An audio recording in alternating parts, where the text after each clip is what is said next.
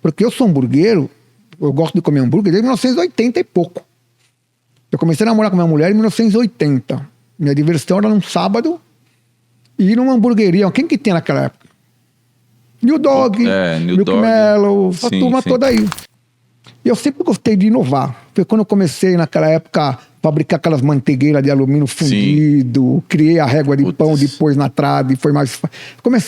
eu fui o primeiro cara a fabricar prensa de smash no Brasil, escreve. Porque às vezes o que você fala uma coisa, sabe, uma boa intenção, às vezes é vista de uma outra forma. Né? É verdade. Mas nós estamos no Brasil tão polarizado, você tem que tomar um cuidado até com o que você fala. E eu tenho até anotado aqui, ó. Posso dar uma olhadinha aqui? Pode. Eu tenho anotado aqui, só para você ter uma ideia, ó.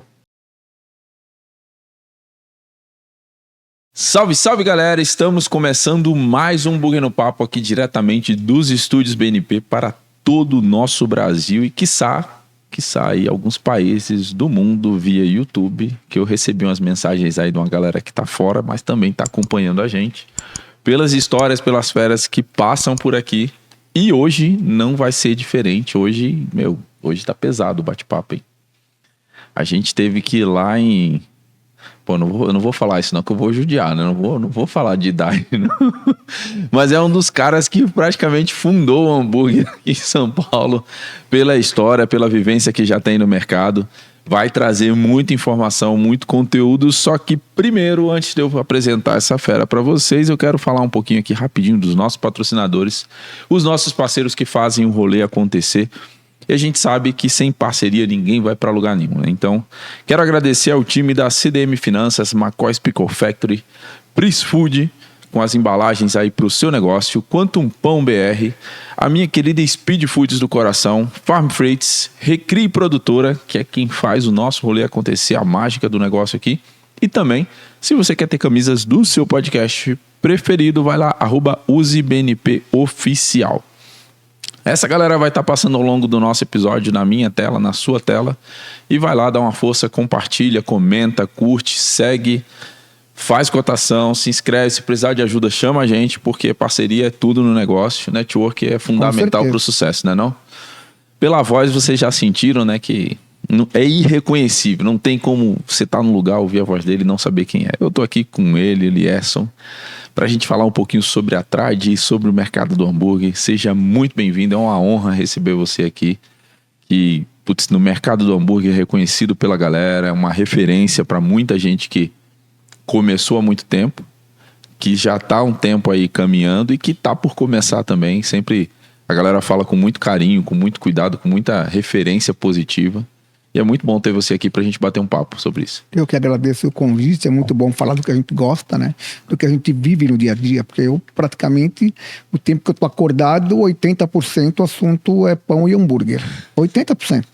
Porque a toda a movimentação de conversa, sendo de pessoas que me ligam, tratativa com sócio, com pessoal da padaria, a gente só fala praticamente esse assunto. Sim. E você sabe que eu tenho um cuidado de chegar em casa e não falar nesse assunto. Minha mulher não aguenta mais. Então eu tenho que me policiar para chegar em casa e procurar não falar com ninguém sobre isso. Quando alguém me liga, eu mando oi pessoal, eu te mando um áudio aí, porque graças a Deus eu uso o aparelho auditivo, eu consigo ouvir áudio no aparelho. Então, pô, legal. Minha mulher não percebe que eu estou escutando um áudio. E eu estou escutando um áudio e mandando uma mensagem pro cara meio por fora. Porque senão, sabe como é que é? Chega em casa, tem que dar uma desligada. Agora você tá se entregando, ela vai assistir o episódio e depois vai dar ruim. Puta, é verdade. Pô, corta. Já chegou a rolar ameaça já de expulsar de casa por causa do... Olha, não, mas já chegou tipo, sabe, uma situação de ligação, ela ficar puta, sair do meu lado, ir pro quarto e tal. Mas isso é normal, isso aí não, é normal, isso né? não acontece comigo, isso eu tenho certeza que acontece com todo mundo. A minha fala a mesma coisa, que não aguenta mais. A gente tenta se desligar. Esse fim de semana mesmo fui passar um dia no hotel aí, eu não levei o notebook. Primeira vez que eu vou pra algum lugar, não levei. Tentei me desligar e, sabe, coloquei um símbolo de pausa no meu WhatsApp aí para todo mundo, ninguém insistir em perturbar e vambora. Vamos levando. A gente vive o negócio, não tem como correr, né, velho? E outra, eu tô com a minha mulher namorando e tal, eu tô há 45 anos. Caraca. Então, tu imagina, 45 anos, elas devem ter meio que se acostumado com tudo isso, né? Sim, sim. Porque mesmo antes do ramo de hambúrguer, eu tinha outros ramos de atividade. Desde 26 anos que eu sou empresário. A gente não consegue desligar. Porque você sabe que tudo depende do seu trabalho. E a sua família depende do seu trabalho. A família, lógico, em primeiro lugar, mas sem o trabalho, o resto não anda. Não anda, é verdade. Então... Vamos começar essa história aí contando um pouquinho da tua trajetória de vida mesmo, profissional. Como é que foi desde os 26 que você empreende, né? Desde os 26, num outro ramo de atividade. O que você começou com fazendo? 26 anos, por exemplo, eu comecei com uma serralheria de ferro e alumínio, que era do meu... Eu fui ser sócio do meu sogro. Olha que coisa louca, hein? Fui ser sócio do meu sogro. E eu vinha de uma empresa grande, que eu trabalhava com calça jeans, eu trabalhava na Starup, que era uma empresa grande, e eu tive muito sucesso lá. Na época, inclusive, comprei um apartamento com o dinheiro que eu ganhei lá. Minha profissão, se você perguntar para mim, qual que é a sua profissão? Vendedor. Porque eu fui vendedor desde 16 anos de idade. Então, eu vendia roupa, eu trabalhei em uma multinacional que é a Starup. Então, e eu consegui me estabelecer nesse ramo. Quando eu tive a oportunidade gostei, fiquei um tempo com meu sogro lá, eu gostei do negócio, eu sempre tive uma facilidade de fazer as coisas manuais, sabe? Sim. E quando eu fiquei lá com ele, eu adorei. Pra você ter uma ideia, quando eu fui trabalhar com ele de sócio, ele tinha um funcionário, nem carro tinha. Pra você ter uma ideia, em 10 anos, a gente tinha 60 funcionários, fazia janelas em prédios inteiros. Pra você ter uma ideia, olha só como mudou o negócio. Que eu era vendedor. Então eu atendia os clientes, a gente vendia, começou um negócio... Tem uma história curiosa para falar, o seguinte, todo mundo conhece Shop Tour. E na época, Shop Tour, o que se vendia era roupa e móveis. E eu fui o primeiro a vender box de vidro no Shop Tour. Caraca. E eu tinha uma empresa que a gente fabricava box de vidro, box de acrílico e persiana. A gente fabricava persiana e box de acrílico. E na época, inclusive, eu sempre tive facilidade, Deus me deu um dom bacana de criatividade. E tem aquele trilho de box, tem aquele embaixo que junta sujeira pra cacete. Sim. E na época, em 1980 e cacetada, eu criei um box que não tinha canaleta, que não juntava sujeira. Inclusive, eu patentei esse box, chamava Clean Box, box limpo. E eu patentei esse box, só que hoje todo mundo faz, né? E eu vendia ele no Shop Tour. Então eu tinha uma lojinha, eu que ficava lá anunciando, sabe? Que passava de domingo, de madrugada, sábado para domingo. E eu fui o primeiro a vender esse tipo de produto no Shop Tour. Então eu já fui um pioneiro nessa área aí. E a nossa empresa cresceu bastante. Aí veio o Plano Collor. O box, na verdade, ele nasceu por quê? Porque quando veio o Plano Collor, foi uma complicação, né, na vida de todo mundo. Mudou muita coisa. Porque eu tinha 3 clientes, que eram 3 construtoras. Ou seja, eu estava concentrando toda a minha venda em cima de 3 construtoras. Aí ferrou, né? Aí eu falei, bom, cano que dava atrapalhava tudo. O que eu vou fazer agora? Foi quando eu comecei com o Shop Tour. Eu falei, eu preciso pulverizar a minha venda. Foi quando nós começamos a fabricar box, e começamos a fabricar persiana e anunciar no Shop Tour para pulverizar. E foi aí que deu certo. Porque aí o negócio começou a crescer de uma outra forma, que era diferente da outra anterior. E foi indo. A gente abriu loja dentro de lojas de material de construção, a gente foi abrindo várias lojas na época. Tudo complicou até quando eu fui querer montar uma fábrica de vidro. Foi aí que o negócio entortou. Meu Deus. Fui montar uma fábrica de vidro, que na fábrica tinha um fornecedor, tinha uma fábrica anterior. Aí, no fim, o pino que o cara tinha na fábrica anterior acabou vindo para mim. Deu um rolo danado. Aí bagunçou tudo. Aí foi em 2004. Aí, em 2004, eu fechei a fábrica. Fechei a fábrica em 2004. Aí eu comecei a abrir uma lojinha sozinho e vender para sobreviver. Entendeu? Aí, em 2008, começou uma onda de envidraçamento de sacada. Que é um produto, naquela época, tinha pouquíssimas pessoas que faziam aquilo. E eu, como curioso, fui lá e comecei a conhecer o produto. Só que na época era muito fechado, só tinha 2 empresas que fabricavam, você não encontrava acessórios, você não encontrava nada, era um negócio muito fechado. E eu tinha uma empresa que era, não tinha nada. Aí foi muito legal, por quê? Eu comecei a vender bem. Porque eu fiz uma camiseta escrito assim: envidrace sua sacada, pergunte-me como. Sabe? Fiz uma alusão àquela emagreça, pedindo como. E como que eu vendia? Chegava pro cara e falava, eu vou instalar a sua sacada, você não precisa me pagar, você não me conhece. Não me conhece? Eu venho, instalo, você me paga depois. Cara, como assim? Você não vai pegar sinal? Não. Porque eu tinha muito conhecimento na área e eu conseguia pegar fiado, vidro, Sim, alumínio, tudo. Aí eu comecei a vender e foi assim que eu cresci. Eu cresci na base do Meio que dando ali um microcrédito pra galera. Aí fala pro cara, quanto tempo? As empresas demoravam muito para instalar. E eu instalava em 10 dias. Os caras demoravam 45. Ó, tu instala em 10 dias, me paga na entrega. Como assim? Tem certeza? Tenho. Todo mundo me chamava de louco, porque eram valores altos. Sim. Muito altos valores. E principalmente por ser um negócio que quase ninguém fazia. Hoje tá mais barato, mas na época qualquer sacadinha era 10, 12 mil reais.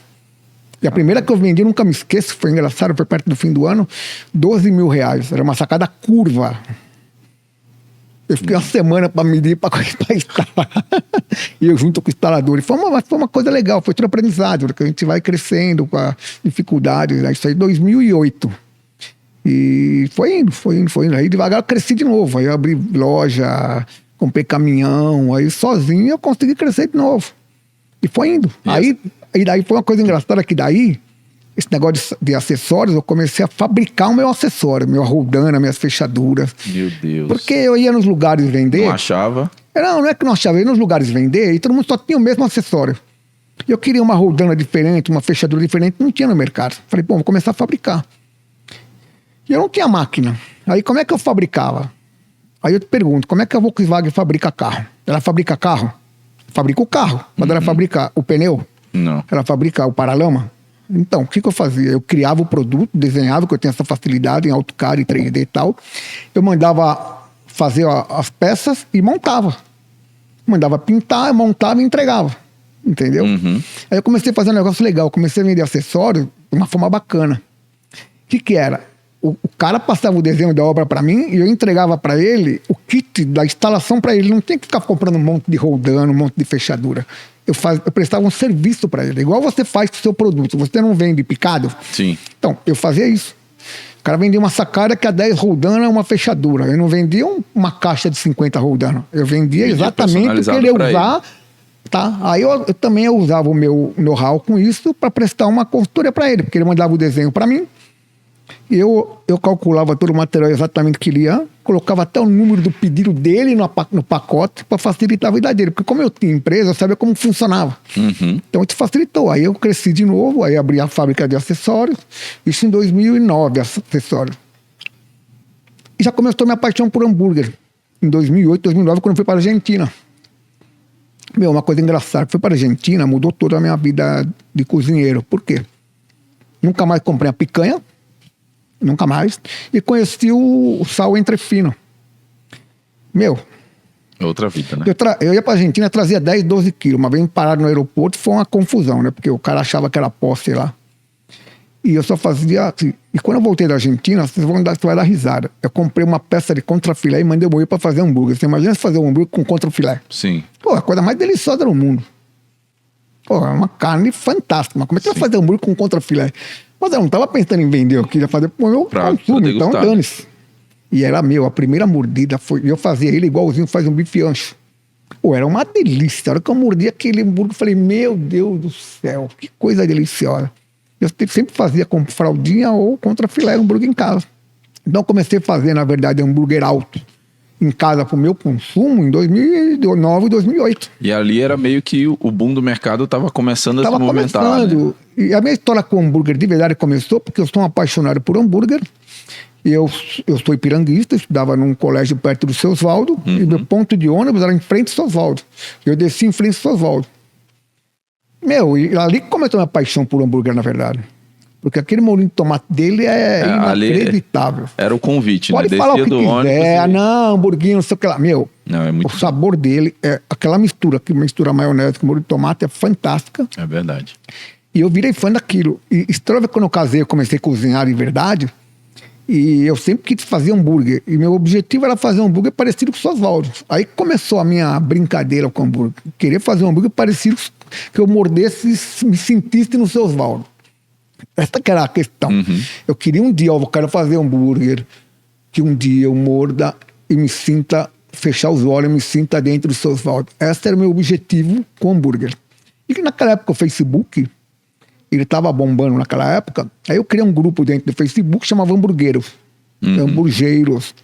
Eu, meu filho, minha filha, e eu contava meus relatos nas hamburguerias, e não tinha muitas na época. Porque eu sou hamburgueiro, eu gosto de comer hambúrguer desde 1980 e pouco.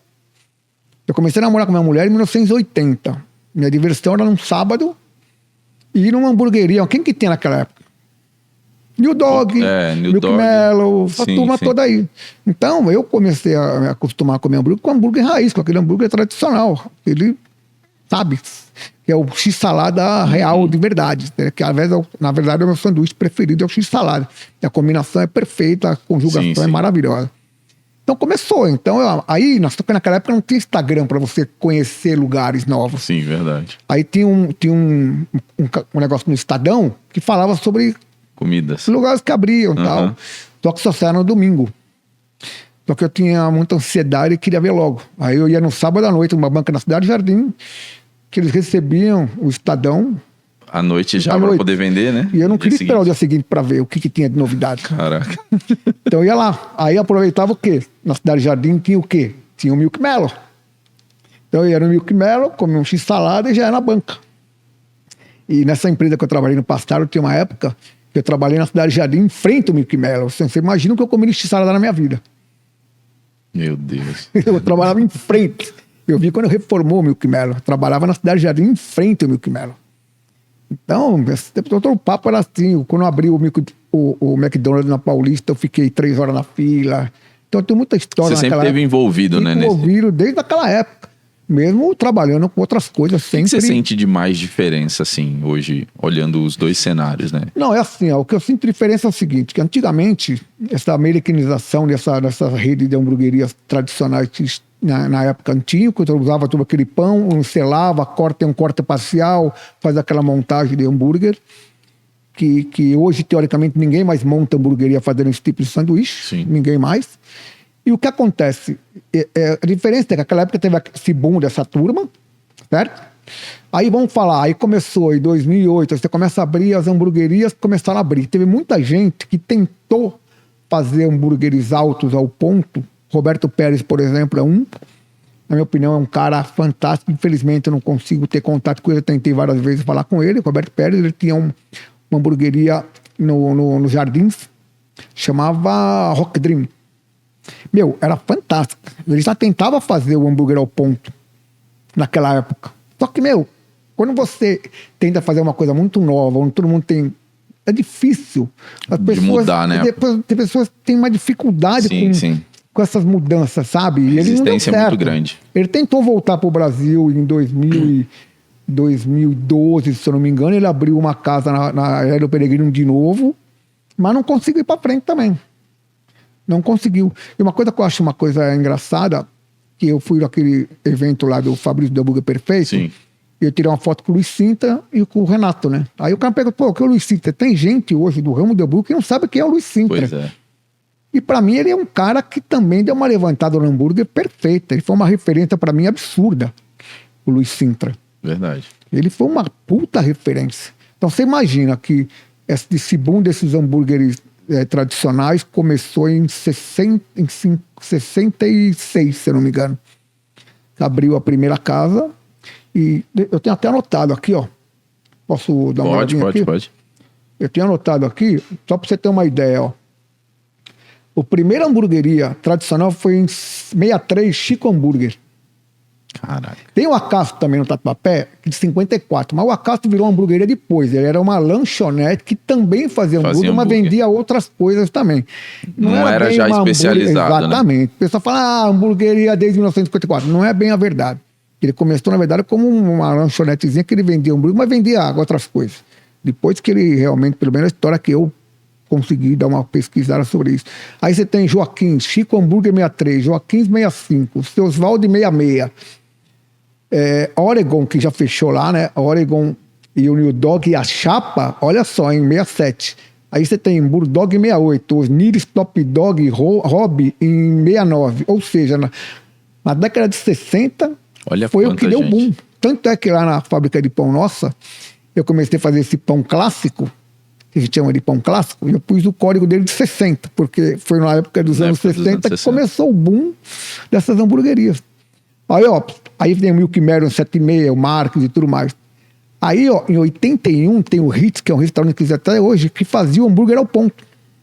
Ele começou em 81, existe até hoje. Mas por que ele existe até hoje? Porque ele não fazia só hambúrguer. Se ele fizesse só hambúrguer, ele também ia acontecer, né? Igual o Roberto Pérez. Luiz, Rock Dreams, 84 a 89, ficou 5 anos. Aguentou 5 anos, hein? Eles, naquela época. General Prime em 2004. Em 2006, que começou realmente a revolução do ponto da carne com São Luís.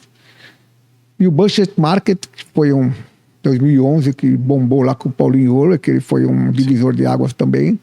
Aí depois veio outro, Meats, Burger Lab, Big Kahuna. Aí estourou, pra ter uma ideia, em 2015 abriu o Stunt Burger e Trad. Sim. O Role abriu em 2014. Big Kahuna e Buddies. Tinha uma hamburgueria no Itaim, chamava Buddies. O cara fazia um puta hambúrguer, ao ponto. Isso em 2013. Não sei porque ele não durou. Então, mas onde que deu um boom realmente no burger, na minha opinião, no burger artesanais? Foi o Cláudio Baran, que começou com as feirinhas. Ele que realmente que deu uma levantada. Que trouxe o conceito do hambúrguer mesmo. O conceito do hambúrguer artesanal. Foi o Cláudio Baran com as feirinhas. Eu nasci na feirinha. O Holy Burger nasceu na feirinha do Burger Fest. Quem mais? O extinto Luz Câmara Burger também. Luz Câmara Burger, é verdade. E a minha história com o Cláudio Barão foi engraçada, porque teve uma feirinha em 2013, um burger que aconteceu, uma festa, Burger Fest, que aconteceu o seguinte: eu fiz um curso lá. E o Cláudio deu o curso lá e foi na fábrica de pão, lá no Ipiranga. E nesse curso ele começou a falar: olha, eu vou ensinar vocês a fazer hambúrguer e tal, não sei o que, só que eu já fazia. Estou falando em 2003, eu comecei a fazer em 2008. Uhum. Pô, quem já faz hambúrguer em casa? Eu falei: eu faço. Como você faz? Eu falei: eu compro fraldinha, eu moo a carne, eu faço só na churrasqueira. Eu já tinha comprado um charbroiler pequenininho que eu tenho até hoje guardado. Fazer um museu um dia. Aí eu falo: eu faço assim. Ele falou: porra, é o que eu vou ensinar aqui pra vocês. É o que eu vou ensinar pra vocês exatamente como você faz. Eu falei: eu faço assim, assim, assim. Ele falou: pô, mas é o que eu vou ensinar. Você foi de espectador só no... Eu falei: pô, mas tudo bem, mas a gente sempre aprende, a gente aprende sempre, cada dia. Verdade. Às vezes é um pequeno detalhe que vai mudar o negócio, mas foi vai muito melhorar. Bacana, porque eu peguei amizade com ele, eu conheci ele, peguei amizade, aí no ano seguinte teve uma feirinha, peguei mais amizade ainda, aí apresentei ele pro meu filho, que tem uma agência de publicidade, e aí começou realmente a virada minha com hambúrguer. Por quê? Porque eu tinha o blog lá dentro do Facebook, mas era uma brincadeira. Uhum. E meu filho tinha uma agente de publicidade, é um cara de comunicação, e ele era sócio do Prieto. Sim. Prieto esqueci o nome da hamburgueria dele agora, eu vou lembrar. Aí o que aconteceu? Ele era o Seven Kings. Seven Kings, isso. Eu era sócio dele. E eu fazia hamburgada lá no espaço dele. Que no fundo da agência de publicidade dele tem um espaço, que a gente tem até hoje, inclusive. Esse é um imóvel da família. Que lá no fundo eu fiz um espaço tipo gourmet, uma churrasqueira. Eu comecei a fazer hambúrguer lá. E o Prieto fazia hambúrguer comigo, ele... O Fabinho da Camon também, que era amigo, fazia hamburgada lá. Aí começou a minha virada realmente com hambúrguer. Porque aí eu comecei a fazer um blog de verdade, que esse blog, o hamburgueiros.com, existe até hoje. Uma página do estoque tá parada. Porque, eu tenho uma hamburgueria, meu filho foi para outro caminho. Sim. A gente tem lá 50 mil seguidores e o negócio tá parado. Porque como é que eu vou movimentar? Entendeu? Porque com hamburgueria, como é que eu vou ter um bloco de hambúrguer? Não dá. E principalmente toma muito tempo, né? Não dá. A quantidade gigante de eventos que acontece. Você vê, o Fabrício, ele se dedica a isso. Imagina, isso aí ficou parado. Aí parou. Minha filha começou a brincar um pouco, mas falou: pai, eu trabalho, não dá. Não dá. E minha filha hoje, a empresa de acessório que do passado é dela hoje. Ela cuida, tá indo muito bem. Ainda tá ativa. Todo vapor. Legal. A de vidro eu fechei. Depois, quando eu comecei a montar a trade, eu falei: não dá para eu tocar as duas coisas. Aí, como a trade começou a levantar mesmo, aí eu peguei, fechei a empresa de vidro, que eu tava indo muito bem, fechei, falei: não dá mais, porque não tem como você tocar isso. Aí eu preferi fechar e tocar o pau com hambúrguer. E foi muito legal, porque aí eu comecei a ficar conhecido no meio do hambúrguer. Conhecer o Renato do Big Carruna, conhecer o pessoal do Stunt Burger, através dessas resenhas que a gente fazia. Sim. E que já era bem comum, né? Era bem comum naquela época, eram poucas pessoas, né? Era mais fácil. Hoje não, hoje você abre o leque. Você vai num tipo, esse evento mesmo aí, Meu cara, Deus, não dava pra falar com todo mundo. Não dá, é um caos. E olha que engraçado, o pessoal fala, de onde nasceu o Oráculo? O Oráculo, na verdade, é um apelido. Meu filho criou um personagem pra mim no blog, chamado Oráculo. Por quê? Porque ele tem o mesmo nome que eu. Agora, eu assinava as resenhas como Oráculo. E ele como Lierson. Porque como é que vai ter dois Lierson? Não dava. Aí ele criou um personagem chamado Oráculo pra mim. E eu ia nos lugares fazer minha resenha, eu era crítico de hambúrguer, mas de uma forma mais de Mais zoeira. de zoeira, curtição ali do que... Zoeira. Eu ia fazer minhas resenhas, tal, eu publicava no Facebook na época, e depois, como ele fez um blog, meu filho quase em publicidade, o negócio começou a tomar um vulto. E eu sempre gostei de inovar. Foi quando eu comecei, naquela época, fabricar aquelas manteigueiras de alumínio fundido, criei a régua de pão depois na trave, foi mais... eu fui o primeiro cara a fabricar prensa de smash no Brasil, porque trouxe o Andrew lá dos Estados Unidos, veio pra cá, eu vi, eu falei, pô, isso é genial, eu posso fabricar? Ele falou, faz o que você quiser. Aí eu comecei a fabricar prensa de smash, aí eu montei uma mini indústria que também não tinha funcionário nenhum, fazia tudo fora, que era manteigueira, régua de cortar pão, prensa de smash. E isso tudo ainda tem uma demanda bem grande no mercado, né? Posso falar? Eu tenho vontade de voltar com isso, sabia? Eu te apoio a voltar, inclusive te apoio até a fornecer, porque, cara, o que eu recebo de pedido para esses produtos... Quando tinha lá a Burger Store, eu tava com a produção ativa, porque ele revendia para mim, eu só tinha ele de cliente. Então ele vendia minha manteigueira, vendia minha prensa de smash. Bora botar isso pra aí voltar, eu tinha a prensa de smash do Pérez. Eu que fornecia toda para ela no começo. Que ele queria uma menorzinha, quadradinha e tal. Eu falei, o que eu faço para você? Eu comecei a fazer para ele.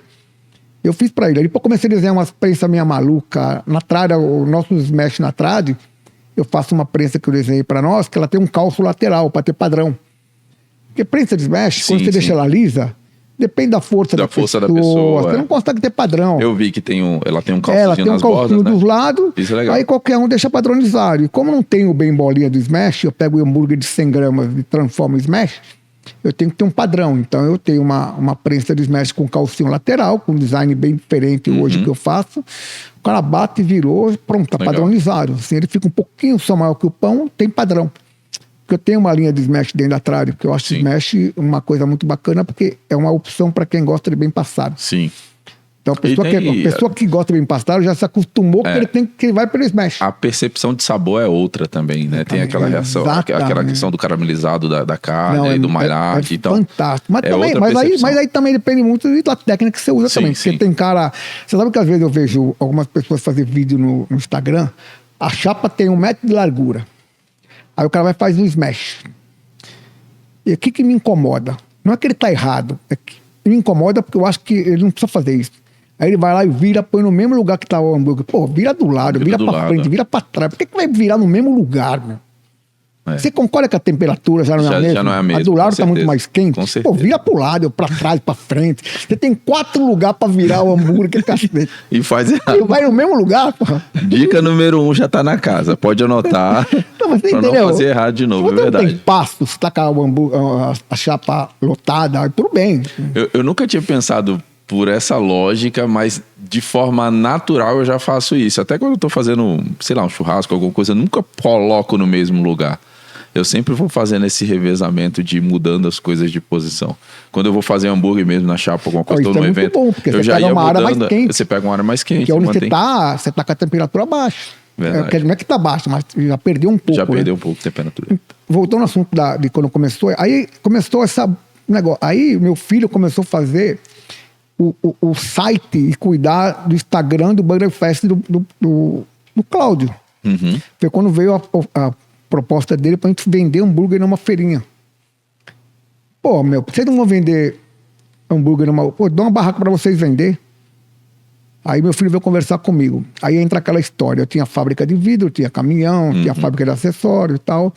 Aí meu filho chega pra mim e fala, pai, o Cláudio convidou a gente pra gente vender hambúrguer na feira. Na próxima feira que vai ter. Aí eu, pô, e agora? Aí minha cabeça. Se eu falo que eu não vou aceitar, meu filho vai pensar, pô, meu pai é maior bundão, né, meu?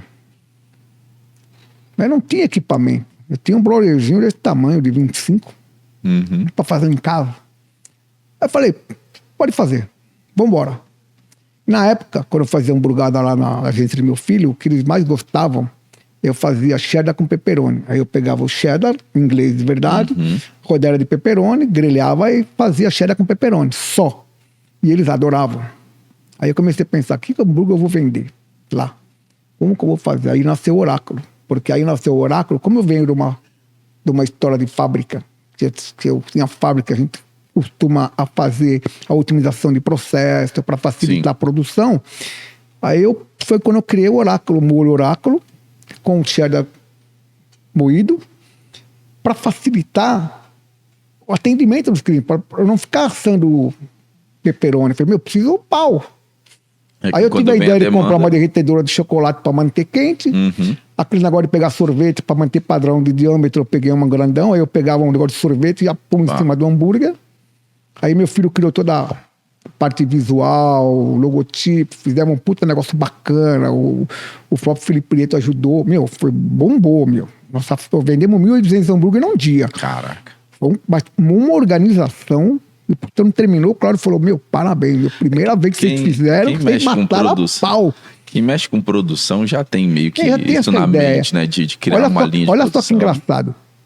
Uma semana antes do evento lá do Burger Fest, nesse espaço que meu filho tinha, a gente já estava com isso aqui, comprei chapa, comprei essas coisas todas, e nós fizemos uma mini barraca com a posição de cada chapa que ia ficar e fizemos uma simulação da feira.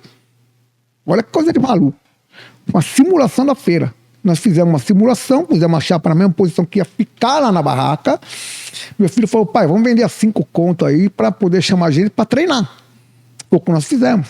Caraca. Foi quando meus sócios lá na época, que eram meus amigos, foram lá, convidamos ele, e ele viu aquele movimento e ele falou, caramba, e um deles, que é o Marcelo Fernando, tinha restaurante. Ele já viu que temos uma coisa aqui. Porra, peraí. E eles estavam com uma casa onde atrás de hoje, que era a cozinha de produção do Átimo, que o Jefferson Rueda, ele era sócio deles. Sim. E quando saiu o Jefferson Rueda, aquela casa ficou meio vazia, porque lá ia ser uma rotisserie que eles iam montar.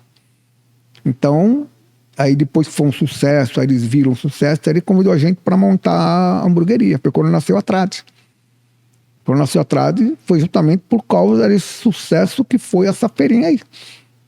Caraca. Aí que nasceu... Você vê, né, uma coisa que a gente às vezes não tem noção, tipo, sem pretensão de ser algo gigante, obviamente, mas feito com organização, com planejamento, com estratégia, se transformou em tudo que é hoje. O que tem de muito bom é que, como eles têm restaurantes, eles já têm todo o processo, escritório com RH, financeiro, tudo isso, essa parte a gente não se preocupou. Sim.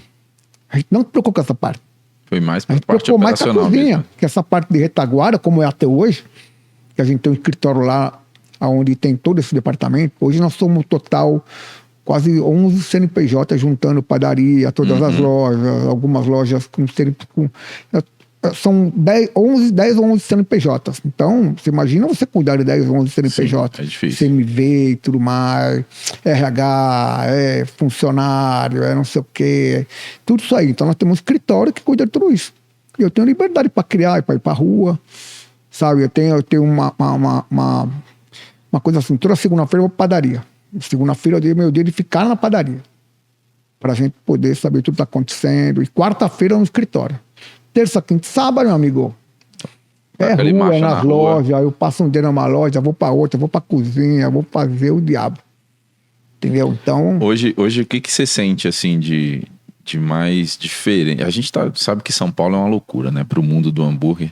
Tem até a resenha que a galera fala nos grupos aí direto, vira e mexe, alguém fala o lanche, e você já dá uma pinotada. Mas o que você enxerga de mais inovador que pode vir para o cenário do hambúrguer hoje, mesmo a gente estando nesse mercado tão louco de São Paulo, que já tem muita coisa boa? A gente sempre acha que é difícil vir coisa nova. Quando você fica só trabalhando em cima daquilo que você está trabalhando, é difícil você abrir o leque. Sim. É muito mais fácil criar uma coisa nova, quem está começando agora, do que quem já está. Porque o cara já vem com outra cabeça. Sim. Então, se você para pensar, se você olhar hoje, nós temos cliente para tudo. Eu gosto de hambúrguer, eu como qualquer tipo de hambúrguer. Eu vou no McDonald's, eu vou visitar meus concorrentes, mais amigos. Eu tô por um lado, eu tô num bairro tal, eu vou comer lá. Eu não paro. Só que não foi criado à toa. Sim, opa, um investimento Entendeu? grande, né? Não foi criado à toa, só foi criado à base de muito hambúrguer. Então, o que eu percebo é que assim, eu vejo muito mais na parte de atendimento, porque eu percebo muitas hamburguerias novas que elas criam mais ou menos como se fosse um Frankenstein. Ela pega uma ideia de uma hamburgueria, uma ideia de outra, aí ele pega, faz uma decoração, sabe, com muita dificuldade, mas ela copia uma parte de um... Aí você vai lá, meu, é um Frankenstein, não tem uma identidade própria. Legal. Você entende? Não tem. E se você parar pra pensar, uma hamburgueria tem que ter o quê? Ela tem que ter o básico, que é o X-burger, X-salada, um X-bacon. Aí dá o resto, você tem que ter a credibilidade. Aí vem a criatividade. Que é o que de fato ali mantém Exatamente. O negócio rodando, e né? Você vê, até hoje, o Oráculo é o nosso carro-chefe. Tá? Mas o que vem atrás? O Costa Oeste, que é o nosso X-salada. Que eu não chamo de X-salada porque vai cebola roxa. E eu como eu gosto de respeitar as receitas, eu não posso chamar de X-salada uma coisa que não é a receita original. A receita de salada vai cebola roxa? Não. Então como é que eu vou chamar de X-salada? Sim, verdade. Eu sei que tem muita gente que me xinga porque eu falo isso.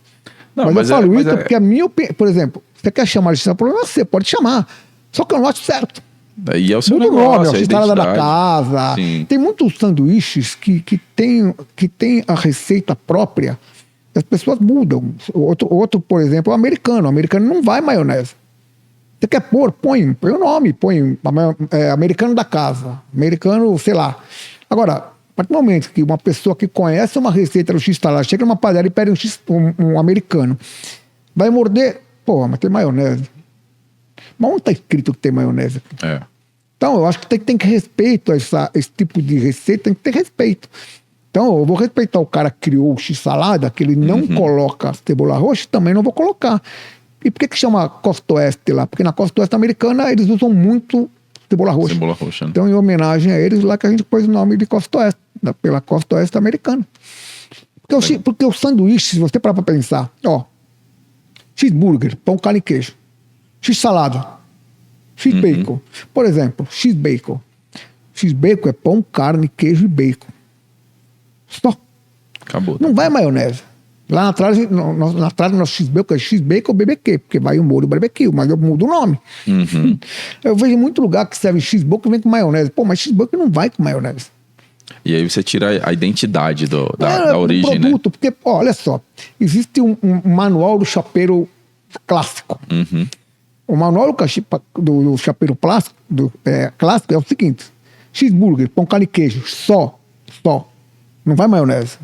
O que vai maionese é X-maionese. X-salada, todo mundo sabe o que é. O X-bacon também não vai. Aí você tem o X-bacon egg salada. O próprio nome já diz. X-bacon salada. E essa linguagem salada do manual do chapeiro clássico, sabe o que quer dizer salada? Maionese, alface, tomate. Quando você fala salada... Ele já vai com molho. É os três. X-salada é o X-burger com salada, que é alface, maionese e tomate. Agora, existe uma série de coisas. Ah, não pode pôr alface embaixo. Isso aí é um gosto pessoal. É muito de cada operação. Cada operação. Por exemplo, eu fiz uma planilha, eu tenho uma planilha que eu tenho aqui, posso até te mostrar depois, que é a montagem de X-salada nas hamburguerias clássicas de São Paulo. Então, eu como sou um frequentador, eu tenho lá a montagem de cada um. O que põe o tomate embaixo, o que põe o tomate em cima, o que põe maionese em cima, eu tenho a montagem, eu montei uma planilha com a montagem de cada uma. Para quê? Curiosidade. Eu estou muito curioso. Então, vamos ver. Por que se monta aqui? Por exemplo, no seu Osvaldo, o alface embaixo. Pô, mas você fala tanto que não pode pôr alface embaixo e na trás você usa alface embaixo. Espera aí. Estou fazendo uma homenagem ao X-salada do seu Osvaldo. Como que é o X-salada do seu Osvaldo? Alface embaixo. Como é que eu vou mudar? Então não é homenagem. Eu tenho que respeitar. E por que o alface do seu Osvaldo é embaixo? Qual o motivo? Porque lá em cima você mistura a maionese com o molho de tomate, é onde dá o sabor diferenciado nele. Se eu colocar alface, Em cima vai tirar. aí a maionese não vai misturar com... Sim. Aí bagunçou tudo. Perde o... Então esse é o motivo pelo estrutura, qual... né, da receita. Agora você imagina eu chegar um chapeiro na trade e eu treinar o cara, explicar tudo e falar com o alface não vai embaixo, aí eu vou lá e eu vou montar um sanduíche que a gente chama lá, que chama Ipiranga, o nosso estado, o seu Osvaldo chama Ipiranga, e chega pro cara e fala, ó, aqui vai... Pô, mas você falou que não vai alface embaixo. Pô, mas esse sanduíche aqui é especial, é histórico. A gente tem que contar a história pro cara entender. Entender, né? Então, quando a gente Tem contrata muito alguém, disso, né, você também, tem que né? contar o porquê, tudo Ele mais. precisa saber aonde está entrando, qual é o Exatamente, conceito, qual por que o- que é feito dessa forma. Eu acho que falta muito de trabalhar mesmo essa questão da cultura, né? Da identidade do negócio. Explicar a história, como começou a trade para as pessoas, para os funcionários. Lá atrás nós temos um manual de funcionamento. Então, por exemplo, na cozinha. O cara chega na cozinha de manhã na abertura. Qual a primeira coisa que ele faz? Acender a luz, lógico. Acender a luz e lavar a mão. Depois, liga a fritadeira a chapa. Pô, mas peraí, 9 horas da manhã você vai ligar a fritadeira a chapa? Sim. Por quê? Porque se não acender, dá tempo de resolver até meio-dia. Verdade. Se for ligar meio-dia, Qualquer BO que der, não dá você tempo tem de que resolver. É verdade. Então, a gente faz isso logo na abertura. E isso é legal, viu? Porque assim, muita gente passa perrengue Por causa disso. por causa disso. E às vezes é um problema que acontece, você nem tá esperando, dá um defeito no equipamento, já era. Mas isso tudo faz parte do processo, que é o que nós temos na trade. Então, nós temos o manual. Quando um funcionário é contratado, ele tem o manual que ele tem que ler, tem a história da trade, tem todo o conceito de cada sanduíche. Eu sou um cara que eu não gosto simplesmente de misturar ingredientes. Eu gosto que cada hambúrguer tem que ter uma história, o porquê que é aquilo. Então, na trade, nós temos vários sanduíches que estão inspirados em algo. Por exemplo, nós temos 4 hambúrgueres que estão inspirados em pizza. Porque eu sou um adorador de pizza. Se eu não tivesse uma hamburgueria hoje, talvez eu teria uma pizzaria.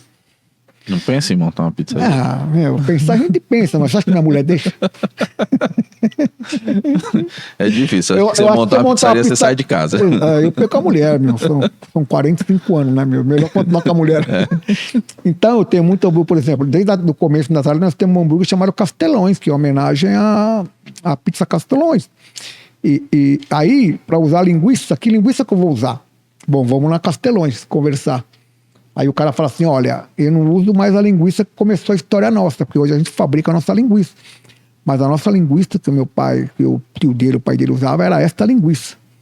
Pô, eu fui ver, pô, era um lugar que eu conheci, o Ipiranga. Olha que sorte, no meu bairro. Todo lado. E nós usamos até hoje essa linguiça. Inclusive, nós temos um sanduíche chamado Braga, que é homenagem à Bragança Paulista, que Sim, é outra história, terra da que é a terra da linguiça. Que ele é um hambúrguer de calabresa, né? Que é essa mesma calabresa deles. Queijo prato, vinagrete e maionese. Muito bom. Ó, quem não comeu, pode pedir. Pode ir. Braga, homenagem à Bragança Paulista, a terra da linguiça. É. Eu morei lá E por 4 anos. essa maionese da trade eu aprendi a fazer lá em Bragança Paulista no jogo Corinthians e Bragantino. É a mesma receita que eu uso até hoje na trade. Caraca. Tem história também. Se eu for contar a história de cada sanduíche nosso, tem história que não acaba mais. Eu gosto disso, porque esse meu gosto pela Argentina, e quando eu fui para a Argentina a primeira vez, eu me apaixonei por uma pizza chamada Fugazeta. E também já teve na trade esse hambúrguer chamado Fugazeta. Que ele É tem muita referência, que ele né? tem um queijo quartirolo e uma cebolinha queimada. Não é aquela molhada, não. Ela é bem sequinha, meio queimadinha. Meu, é sensacional. Tem muita gente que fala, pô, Lê, volta aqui. Mas o problema é o queijo. Queijo quartirolo, quem fabrica isso aqui? E você faz com outro queijo, eu já não fico feliz, porque já não é a mesma coisa. Sim. Ou você faz a coisa certa, é melhor não fazer. Ou então dá outro nome. Exatamente. Cria uma Se eu for fazer, eu tenho que fazer o queijo certo, que é quartirolo. Se não for usar quartirolo, que é um queijo meio italiano, argentino e tal, melhor não fazer. Hoje vocês estão com quantas operações? 8. 8. Nós temos uma cozinha central e por incrível que pareça, como nós somos meio que uma rede, vai. Talvez nós somos uma das únicas redes de hambúrguer que moe carne todo dia, manda carne fresca todo dia para as lojas. Ó, que trampo, hein? Pra você ter uma ideia, 5 horas da manhã a gente começa a moer. 5 da manhã, Todo dia. todo dia. Aí chega o açougueiro, 5 horas da manhã, a gente teve que fazer uma parede acústica, porque a vizinha reclamava de barulho, não sei o que, fizemos que fazer negócio absurdo lá para não incomodar a vizinha, afastar a geladeira da parede, fazer uma parede térmica lá, uma acústica, e deu certo. Ele começa a moer. Como a gente tem moldadora automática, 2, para não ficar na mão, e aí depois ele começa a chegar os pedidos, porque cada loja, a gente tem um sistema, cada loja tem um usuário e senha num sistema. Quando fecha a loja, o gerente faz um pedido. Ele já deixa programado para o dia seguinte. Exato, que ele vai precisar. Porque ele vai receber no dia seguinte. Então, Legal. Quando chega às 7 horas da manhã, ele já começa a moer carne, mais ou menos uma quantidade que ele tem uma ideia. Cada dia da semana ele tem uma quantidade de quilo que ele já tem que começar a preparar. Que é a média, que a nossa chefe executiva Isa, que é fantástica, que ela já deixa mais ou menos uma planilha pronta. Aí às 7 horas da manhã chega o pessoal lá da expedição, ele olha o pedido de todo mundo, o próprio sistema ele gera um pedido único de produção, juntando de todas as lojas. Aí já começa a maionese, não tem, fatiar queijo. A gente fatia queijo, não compra queijo fatiado. Porque a gente tem parceria com a Catupiry e a Catupiry não tem queijo prato, a gente tem que pegar e fatiar mesmo. Então, fazer o quê? Mas de uma certa forma, como você já tem uma cozinha central ali, isso meio que flexibiliza outras coisas, né? Porque o custo operacional é menor, você tem um padrão ali de produção. Tem um preço, negociado melhor, né? Aí a gente fatia. E outra coisa também, que a gente manda tudo porcionado para as lojas. Legal. Então, pacotinho com tantos quilos, é tudo porcionado. Já agiliza muito o processo lá na loja também. Então, a única coisa que a loja passa é tomate e alface. Aí a gente já tem todo um processo padrão, aquela coisa bonitinha para ter padrão. Se não tiver padrão, não adianta. Uma das coisas que eu tô percebendo é que vocês são muito fortes de processos, né? Exatamente. Foi muito desafiador implementar esses processos? Olha, e como não, foi construir como eu disse, como eles tinham já processo, porque tinha um restaurante, então isso ficou muito mais fácil. Entendeu? Então ficou muito mais fácil ter processo por causa disso. Porque já é uma coisa natural ter esses processos. Porque senão não vai. Porque hoje sem processo não tem jeito. Porque hoje eu percebo muitas hamburguerias que tem por aí, que às vezes, que a gente, como a gente vende pão, eu atendo muita gente, a gente percebe que tem muita gente que tem hamburgueria, o cara vai pra chapa, o cara é operador e tal, e quem cuida da retaguarda? Aí o cara não paga um boleto, aí não consegue fazer pedido porque tem coisa aberta. Porque o cara não tem não é que ele não tem dinheiro, não é isso, é falta de organização. Sim. Quando eu vejo que é um casal que tem uma hamburgueria, eu fico feliz. Porque eu sei que a mulher vai cuidar das finanças e o cara vai cuidar da cozinha. Vai cuidar da operação. Isso eu fico feliz, verdade. Porque tem muita. Se você olhar, você sabe disso, tem muitos casais que cuidam disso. E o negócio, ele geralmente, quando tem assim um casal trabalhando, ele tende até a prosperar mais rápido, com né? certeza, porque eles começam a se organizar ali. A gente tem muitos exemplos assim, isso é muito bacana. Então a mulher, ela fica. E como a mulher é muito mais.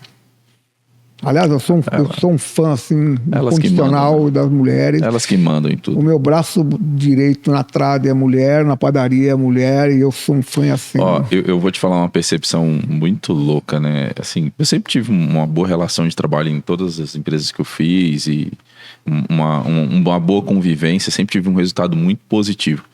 E na Speed, até o começo desse ano, eram 95% homens, 90% homens. Chegamos até um ponto de ter só homens na operação. 100% da equipe. E aí, em fevereiro, eu praticamente troquei 90% do time. Botei só mulheres. E o negócio mudou de cara, assim. Mudou em todos os quesitos. De organização, atendimento, higiene, qualidade, crescimento. É outra pegada. Acho que elas têm uma percepção além do que a gente às vezes enxerga, né? Então, às vezes eu não estava vendo uma coisa, a minha gerente, contratei uma gerente lá, ela chegava, a gente precisa olhar, cara, é muito detalhista, né? Tem muito mais percepção. Sim. Você sabe que eu tinha uma loja lá no Morumbi, que era 100% mulheres, 100%. Por muito tempo foi assim, por quê? Porque quando eu estava reformando a loja, o pessoal ia levar currículo.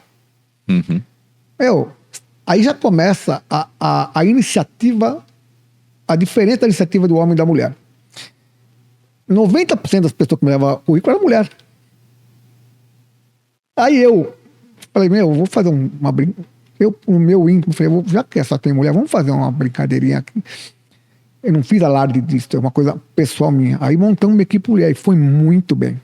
Aí teve um dia das mulheres que o pessoal de marketing falou, vamos fazer uma foto que atrás só tem mulheres aqui. Eu falei, muito obrigado, não vou fazer. Pô, mas vamos falar disso. Eu falei, de jeito nenhum. Rede social é uma desgraça.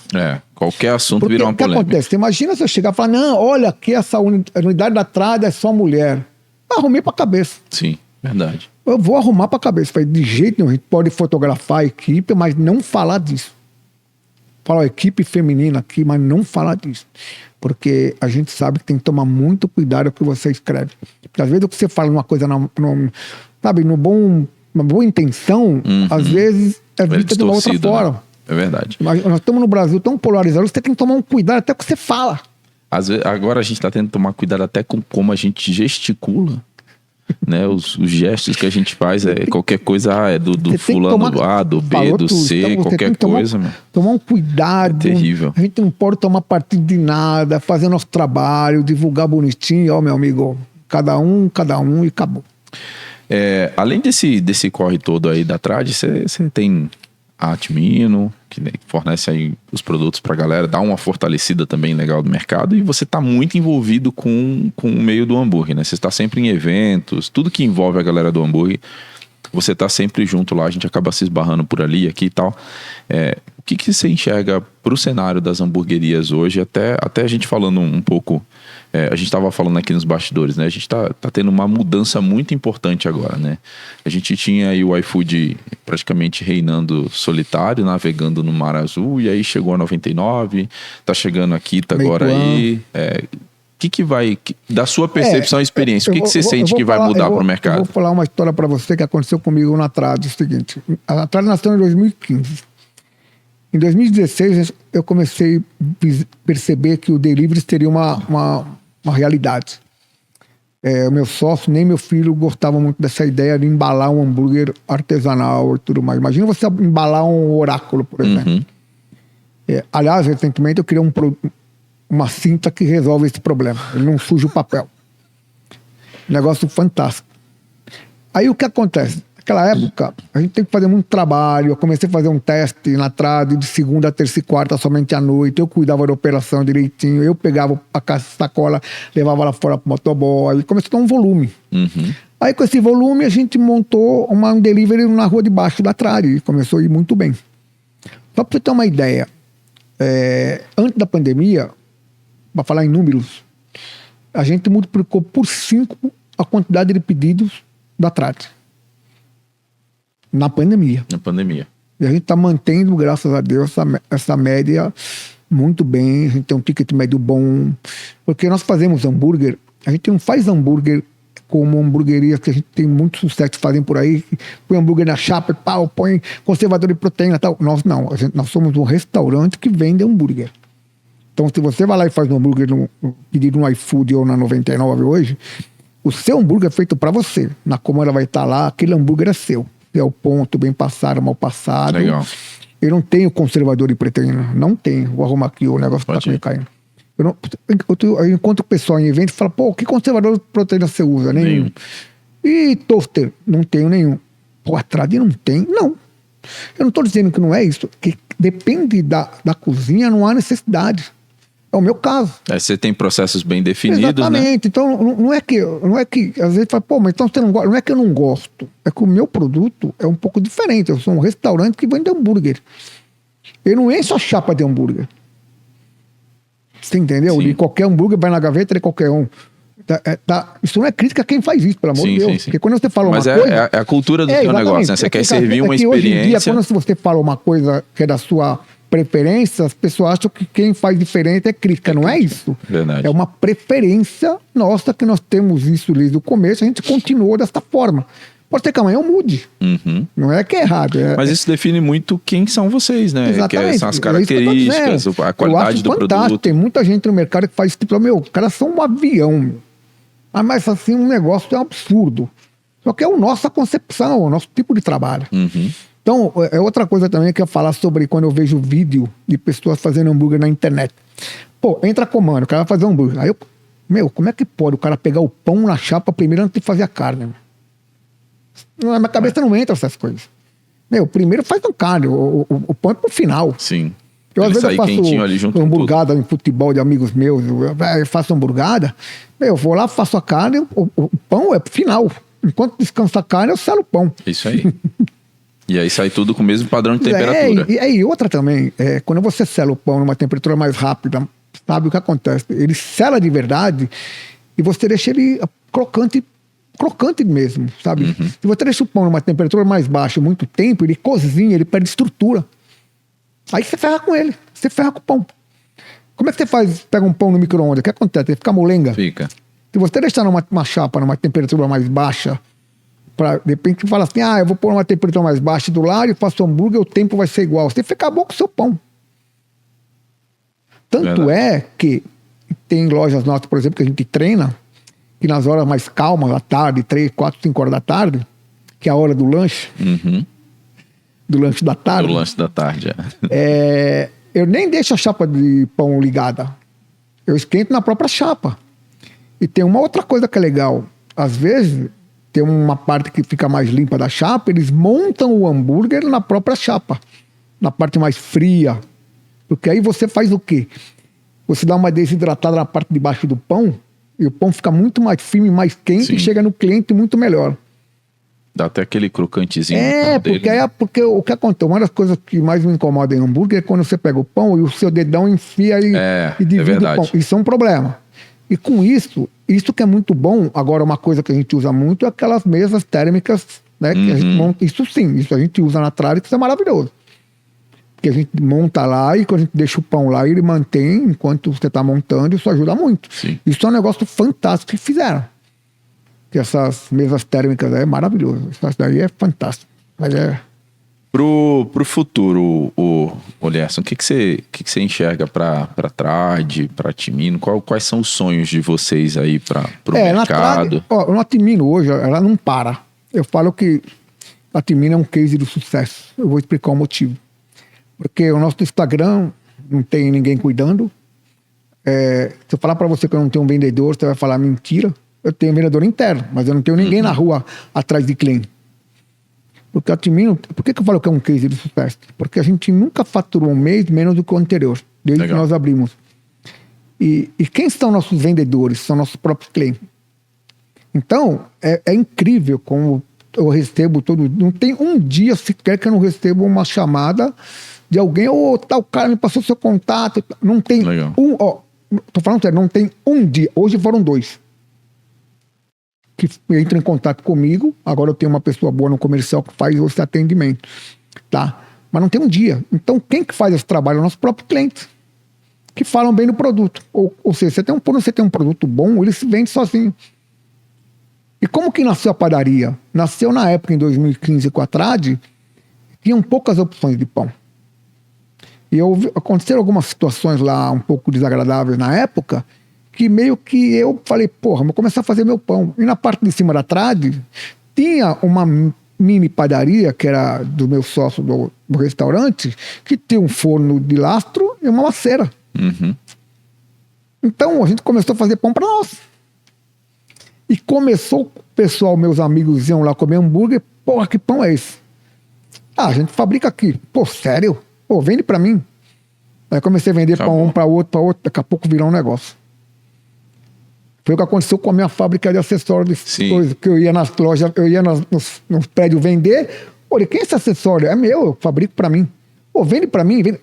Uma história muito parecida. Uma coisa ligou a outra. É uma coisa muito parecida. Tanto a minha fábrica de acessórios na época, fábrica de pão, aconteceu, foi mais ou menos na mesma forma que elas se criaram. Foi fornecer para concorrentes, que eram amigos, na verdade, entendeu? E outra coisa engraçada, que é uma particularidade bacana que tem na Trade também, qual que é? Você pergunta para mim, se a Trade fabrica pão, que pão que você usa na Trade? Pão de hambúrguer. Como assim? Pão de hambúrguer branco. Eu só uso pão de hambúrguer branco na Trade. Mas você não usa o tipo de pão? Não. Esse mês aqui que eu tô usando um pão preto contra a minha vontade, porque me encheram tão... pão diferente. Eu fui... eu não queria. Eu tô usando um pão preto para diferenciar. Mas eu não gosto. Sempre o pão branco. Porque eu acho... eu só uso para pincelado para ficar mais bonito em fotografia. Sim, tal. sim. Porque o que eu penso sobre o pão? O pão ele tem que ter qualidade, ele não pode pesar, ele não pode ficar, você comer no céu da boca, aquele pão maçudo. Tem que ter uma estrutura bem... E qual que é o diferencial do Otimino hoje? É que a gente faz um pão um pouco mais hidratado que o mercado, que é o que eu busquei lá no começo. O que eu quero dizer com isso, mais hidratado? É você pegar ele, cortar e comer sozinho e falar, porra, isso aqui é pão de hambúrguer de verdade, isso é pão. E o nosso pão de hambúrguer, porque como ele é um pouco mais hidratado, se você pegar ele no meio e abrir ele, vai perceber que os alvéolos dele são mais abertos. Não é fermentação natural, mas eles são mais abertos por causa da hidratação que a gente faz. Então você pega, tem pão que eu olho dentro, assim, ele é totalmente fechado. Sim, sim. Verdade. O nosso, você abre ele, os alvéolos dele, quem não sabe o que é alvéolo, dá um Google aí. Porque não é todo mundo sabe, eu fui falar isso no lugar, mas o que é alvéolo? Fugiu da aula, não foi na escola? Não. Então, os alvéolos, eles são mais abertos, né? E com isso ele fica mais aerado. Às vezes tem alguém que fala assim pra mim, pô, Lê, quanto pesa o seu pão? Eu falo, meu, vou falar a verdade, não vai por peso. Vai por diâmetro.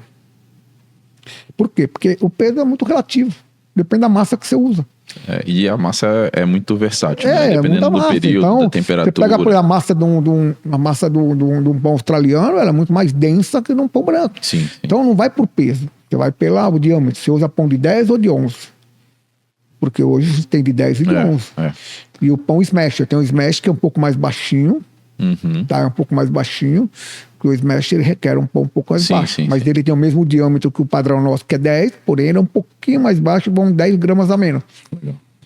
Que nasceu nessa necessidade lá, uns anos atrás, o pão do smash, começou essa moda do smash. Hoje tem muita gente que só trabalha com smash. E é um produto muito bom, vira muito rápido. Mas você fala de novidade, vamos lá. O que a gente pretende com a Otimino hoje? A gente não quer mudar de endereço tão já. O que a gente está fazendo é melhorar cada vez mais. Hoje, inclusive, compramos uma outra máquina que boleia tal, por uma necessidade de mercado, que a nossa máquina já não está mais conseguindo dar conta. Porque cada hora o problema é no lugar. Você vai arrumando aqui, você vai crescendo. E hoje a gente atende São Paulo com nossa rede própria, e hoje a gente tem um distribuidor que atende todo 012, vai saindo, vai embora. Praticamente hoje a gente está quase metade do Brasil. Legal. Ele é um distribuidor nosso que faz todo esse bom trabalho e trabalha muito bem. Ele vem 2 vezes por semana carregar, tem uma pessoal só para carregar ele, já deixa os pães tudo para ele, está indo muito bem. Então, agora quanto à Trade, a gente está com algumas ideias de crescimento, tá? Recentemente a gente fechou a loja do Tatuapé. Por quê? Porque a gente não se deu bem no bairro. Isso é uma coisa que acontece. A marca nossa, o nosso produto, às vezes, você vendo... Nem sempre ele vai performar em todos os lugares. Ele é muito, para falar a verdade, ele estava indo muito bem no delivery. Só que presencial, mais ou menos. Aí para que ficar...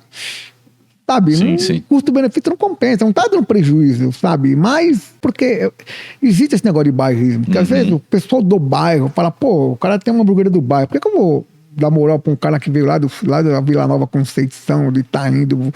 Vamos prestigiar o cara do bairro, né? Então tem muito isso, entendeu? Eu conheço outras marcas, até de pizzaria, que também foram pra lá, eles reclamam, falam, pô, o Tatuapé não é... Tatuapé é um bairro muito complexo, né, cara? E você sabe que delivery ia bem. Sim.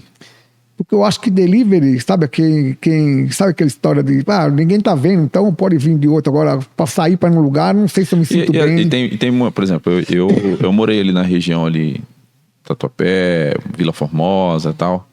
E de fato, assim, às vezes, por exemplo, eu queria ir lá na Trade, mas, pô, essa hora vou não. Pede no delivery. Aí a gente pedia. Entendeu? Tem muito disso também. Às vezes a pessoa querer conhecer, querer provar, mas não quer se deslocar. Principalmente depois de pandemia, a gente sabe que virou muito o hábito de consumo, né? Você sabe que uma preocupação dos meus sócios lá era o volume de pedido de delivery cair depois da pandemia. Graças a Deus se manteve, está mantendo a média.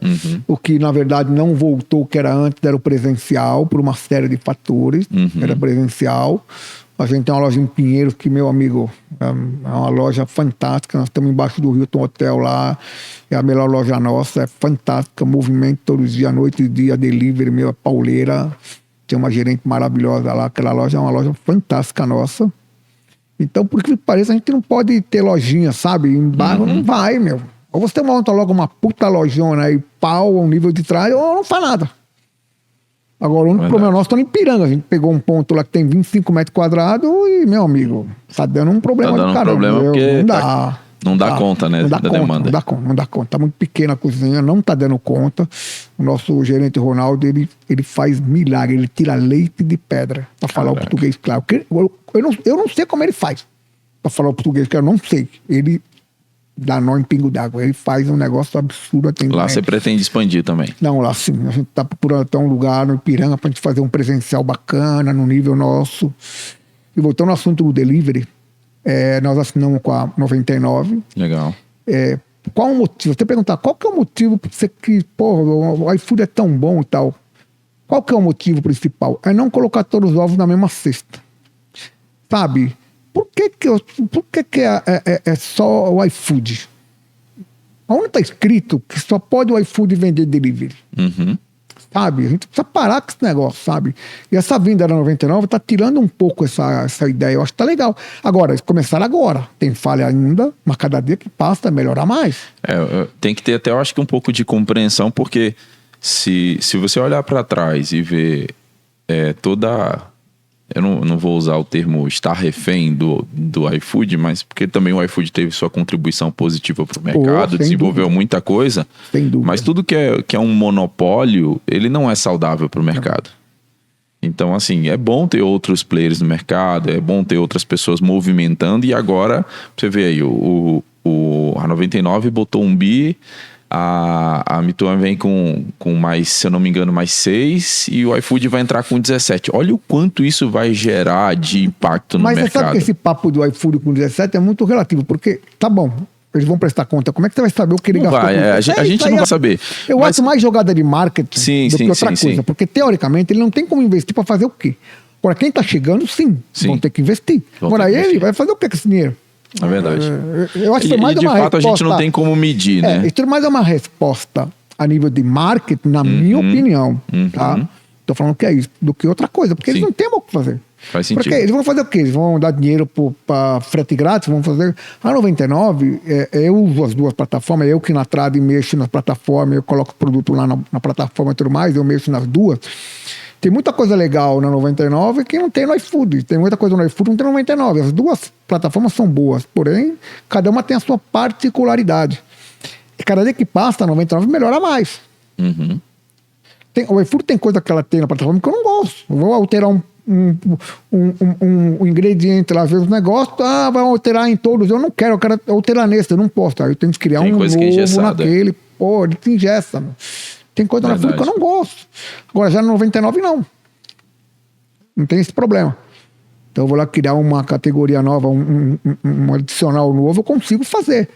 Então, aí, vamos falar de futuro do hambúrguer. Fazer um bom hambúrguer é obrigação. Sim.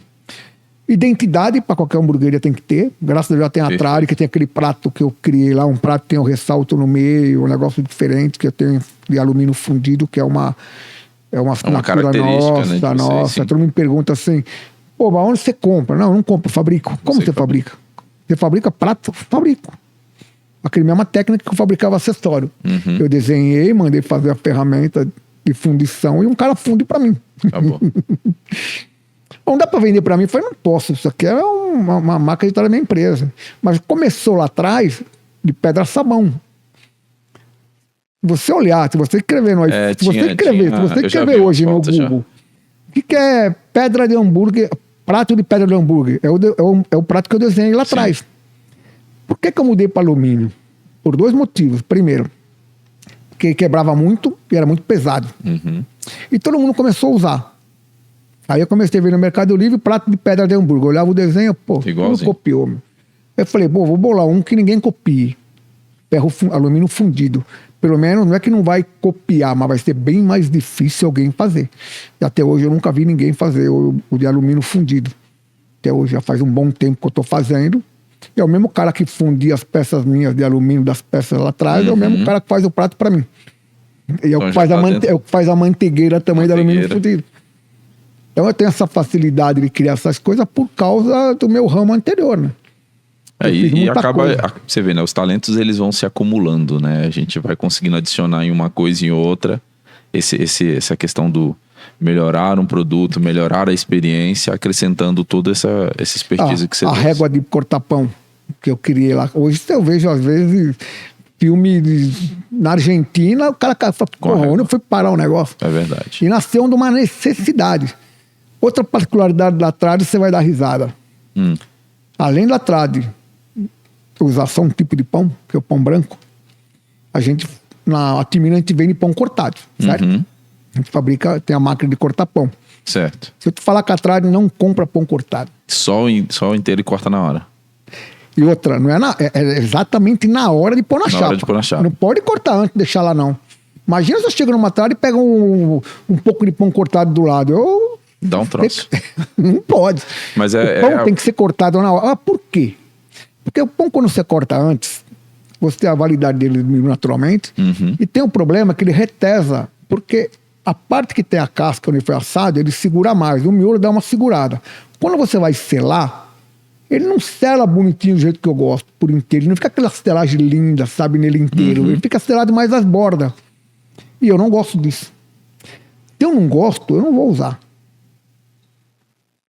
Concorda? Então, por não? isso você prefere é uma cortar na questão hora. de princípio. Se eu não acho legal isso, por que eu vou fazer na minha? Só porque é mais prático. Pô, mas às vezes o prático mas não é o certo. Então, não vai entregar a experiência que você propõe. Né? Você imagina o meu gerente como brigam comigo sobre isso. Sim. Aí o que eu faço às vezes? Eu vou lá na loja, aí eu pego um pacote de pão na Timino cortado e levo lá. E faz os dois aí. Aí o cara vira o pão e olha. Dá outra diferença. Você tem razão.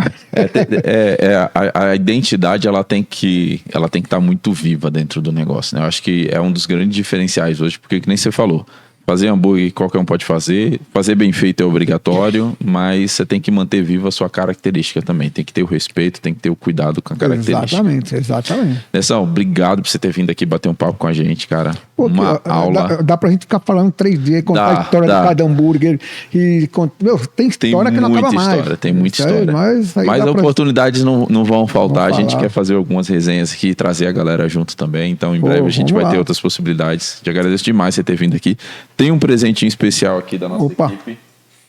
Quem não gosta de presente, né? Presentinho pra você aí levar. Opa, muito obrigado. Pra lá tem umas coisas bem legais aí, nossas. Opa, legal. Vai ser usado por carinho, nossos parceiros. E se você ainda não conheceu a Trade, tá perdendo tempo, vai lá conhecer, vai fazer uma visita que com certeza vai ser uma experiência incrível. Ó, vou dar o último recado. Pode mandar. Os nossos 2 hambúrgueres mais icônicos da Trade é o Ipiranga, que é o seu Osvaldo lá, o X-Salada, e o Oráculo. E agora, em dezembro, a gente vai fazer 10 anos. E eu sempre vou criando hambúrgueres novos, né? Cada bimestre. Bom, e esses 2 hambúrgueres novos que vão vir próximos, um é o Oráculo Porn, que é o oráculo empanado, que a gente faz, que ele é fantástico. E o outro é o Ipiranga 2.0, que é uma versão do Ipiranga, porque o Ipiranga ele é um hambúrguer de 100 gramas bem passado, aquele pão achatadinho. É a versão do Ipiranga 2.0, que é um hambúrguer de 160 ao ponto. Com aquela maionese branca e com molho. Vai começar agora da 1º de novembro, que é o bimestre. Não, a gente nunca põe no dia 1º, dia 3, dia 4 de novembro. Começa aí, ó, pessoal. Ipiranga 2.0 e Oráculo Porn. No delivery e salão. Salão, delivery em todas as lojas. Eu agradeço muito aí. Agradeço a todo mundo que está prestigiando aí. E quer me chamar de novo, quantas vezes precisar, vamos ter assunto para... Tamo junto. Assunto que não falta, que tem muita história. É isso aí. A gente vai ficando por aqui com esse episódio. Aproveita e já compartilha para geral conhecer a história deste fera que tá aí movimentando o mercado há muito tempo. E claro, tem muito conhecimento para compartilhar. Se você tiver em alguma feira ou evento, pode chegar junto, que com certeza vai ser muito bem abraçado, muito bem recebido. A gente sempre e tem muito esse feedback da galera mesmo, do carinho que você recebe a galera, que ajuda, dá dica, sugestão. E o mercado do hambúrguer é muito isso, né? A gente é muito unido, se abraça muito. E para você, te convido, vai lá, ativa as notificações, compartilha e se inscreve no nosso canal. Também estamos em todas as redes sociais, @BurgerNoPapo. no Spotify. Se você estiver no trânsito, na correria, viajando, coloca lá para acompanhar cada história dessa de inspiração. A gente vai ficando por aqui. Muito obrigado, valeu e até o próximo episódio. E São Paulo, a capital mundial do hambúrguer. Não é lanche, é hambúrguer. Valeu. Valeu, meu. O lanche